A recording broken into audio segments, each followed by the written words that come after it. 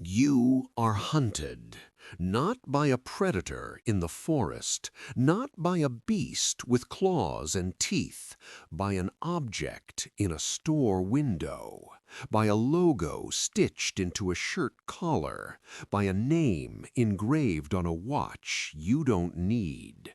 Look at your wrist right now. Whatever is there or isn't, ask yourself one question.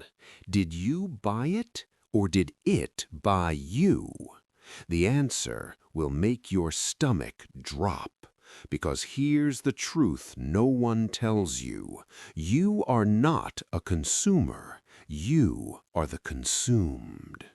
In the next 20 minutes, I'm going to show you something uncomfortable.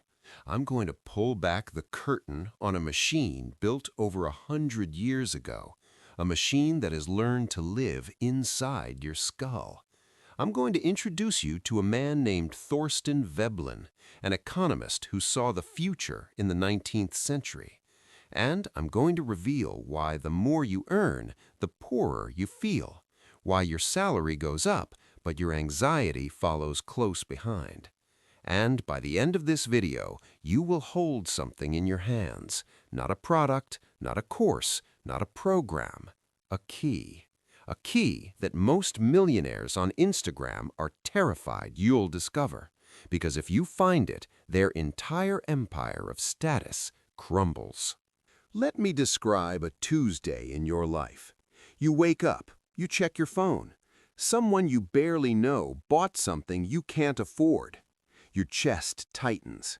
You tell yourself it doesn't matter, but it does. It always does. You go to work. 50 hours this week, maybe more. You sit in traffic in a car that costs half your yearly salary. You park next to a nicer one, the feeling returns. You come home, you scroll, another purchase, another vacation, another life that looks nothing like yours. And somewhere in the back of your mind, a voice whispers, if I just had that, I'd be happy. So you work harder, you get the raise, you buy the thing, and for 3 days, maybe a week, the noise quiets. Then it comes back, louder than before. You're on a treadmill that only goes faster, a ladder that never reaches the top. And here's the cruelest part. You don't even like the people you're trying to impress. You've never met them. You'll never meet them. They're strangers, ghosts, algorithms. And you are mortgaging your life to buy their approval. This is not a character flaw. This is not weakness. This is engineering.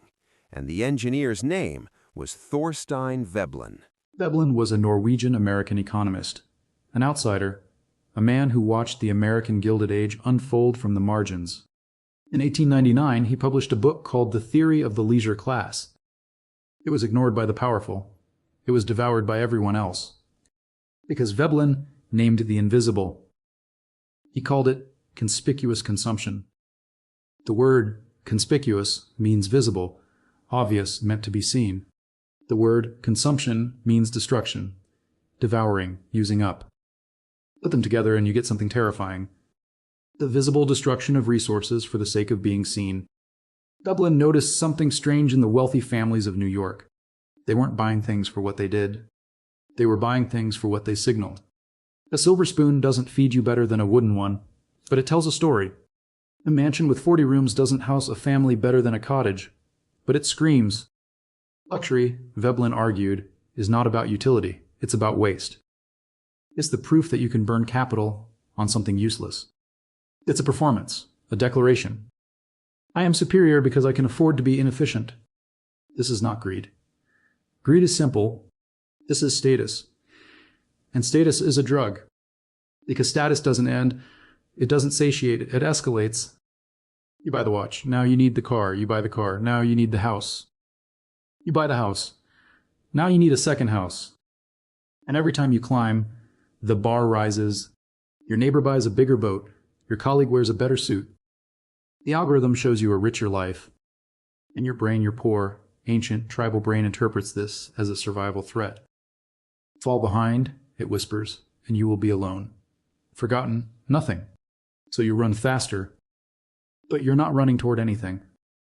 You're running away from a feeling Veblen understood perfectly, the fear of being invisible. Let me take you to New York, 1880, Fifth Avenue, the street of millionaires. A man named Cornelius Vanderbilt builds a mansion, not a home, a palace, 70 rooms, marble imported from Italy, gold leaf on the ceilings. He throws a party, costumes, champagne, an orchestra that plays until dawn. The next morning, his neighbor, a man named William Henry Vanderbilt, looks at the palace and feels something. Not admiration. Competition. So he builds his own mansion. Bigger, more expensive, more marble, more gold. Then the next neighbor does the same. And the next. Within a decade, Fifth Avenue is lined with castles, empty castles, cold castles. Families of 4 rattling around in homes designed for royalty. Servants in the hundreds, balls that cost more than entire towns. Veblen watched this and understood something darker. These men weren't free, they were prisoners. They didn't own the wealth. The wealth owned them. They woke up every morning to manage the machinery of their own status, to protect it, to grow it, to defend it from the next man building a bigger palace. They were trapped in a competition with no finish line. And here's what Veblen saw next. The middle class was watching and imitating. The merchant bought a house slightly larger than his neighbors. The clerk bought a suit slightly finer than his colleagues. The worker bought a watch slightly shinier than the man next door.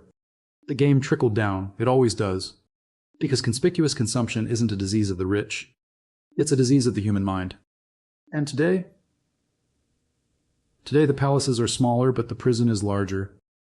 The marble has been replaced by leather interiors. The gold leaf has been replaced by logos stitched into sneakers. The servants have been replaced by algorithms and payment plans. But the chains are the same. You are not so different from Cornelius Vanderbilt. You are both running, both competing, both exhausted. The difference? He knew he was in a cage. You've been told the cage is freedom. So how do you leave? How do you step off the treadmill when the world is designed to keep you running? There is no single answer. But there is a path. 4 steps. 4 pillars, 4 ways to kill the signal and reclaim your life. Pillar 1, the signal audit. Take your last 3 significant purchases. The watch, the bag, the car, the phone that cost more than your rent. Now ask yourself one question. If no one could ever see this, if I wore it alone, in a dark room, for the rest of my life, would I still want it? If the answer is no, you didn't buy an object. You rented the opinion of a stranger. And that rental agreement costs you your freedom. Write it down. See it clearly. The signal is not your desire. It's your cage. Pillar 2, the visibility fast. Here's where it gets uncomfortable. For 30 days, practice invisible wealth. Buy something of high quality that no one will notice. A mattress that changes your sleep. Tools that make your work better. Ingredients that nourish your body. And then, this is the hard part, resist the urge to show anyone. Feel the silence. Feel the absence of praise. That discomfort, that itch to post, to mention, to signal. That's the addiction leaving your body. Let it burn. Pillar 3, the Veblen inversion. Stop signaling wealth. Start signaling freedom. Because wealth is what you spend. Freedom is what you keep. True luxury is not the gold watch. True luxury is Tuesday afternoon. Your phone switched off. Your calendar empty, your time your own. When you see someone posting a car, a vacation, a watch, ask yourself, what are they not showing? The payments, the stress, the work, the exhaustion. Freedom doesn't post. Freedom doesn't perform. Freedom just is. Start valuing what you have, not what you display. Pillar 4, pure use value. This is the final step, the hardest one. Reclaim the object. A coat that keeps you warm. A car that moves you. A home that shelters you. Skills that create. Food that sustains. Books that grow your mind. When you kill the signal, the object returns to its purpose. It serves you. You do not serve it. You stop being the brand supporter. The brand becomes the support of your life. This is not minimalism. Minimalism is a style. This is liberation. Let me tell you something true. Real wealth does not need an audience. It doesn't shout, it doesn't post, it doesn't perform. It whispers. It buys the most expensive thing in the world, your time. Every time you purchase a signal, every time you spend money to impress a stranger, you are selling an hour of your future. You are trading your life for a glance of envy that lasts 5 seconds. 5 seconds. Is your life worth 5 seconds of a stranger's attention? Think about that. Think about the hours, the days, the years stacked up, burned down for nothing. You are not weak for wanting to belong. You are human. But the system that exploits that desire is not your friend. It is not your ally. It is a machine, and you are fuel. Stop feeding it. The cell is open. You can leave now, but be careful. The world outside will try to push you back in. Advertising will call you a winner if you buy the next chain. The algorithm will reward you with envy if you post the next trophy. Your own brain will whisper, just one more, then I'll be happy. But now you know the trick. You see the machine, and once you see it, you cannot unsee it. However, luxury is not the only prison the system has built. There is another cage, deeper, older, one that doesn't control what you buy. It controls what you think about work, about value, about your own worth. It convinces you that your identity is tied to your output. That rest is theft. That stillness is failure. That cage has a different name, a different architect. And we will open that door next time. Subscribe if you have the courage to see the rest of the machine. History has the answers. I just show you where to look.